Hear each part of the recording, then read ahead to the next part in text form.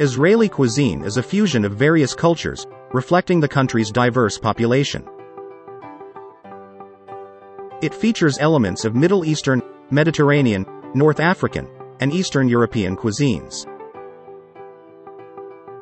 Falafel is a staple food in Israeli cuisine. It is made of ground chickpeas or fava beans, formed into balls or patties, and then deep-fried. It is often served in a pita with salad and tahini sauce. Hummus is another popular food in Israeli cuisine.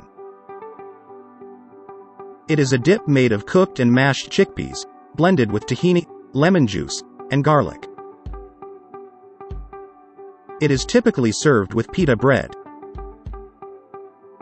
Israeli salad is a refreshing and healthy side dish made of diced cucumbers, tomatoes, onions, and parsley, dressed with lemon juice and olive oil.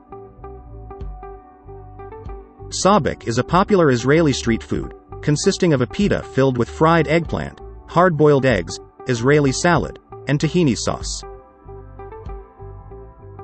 Labna is a popular Middle Eastern cheese made of strained yogurt.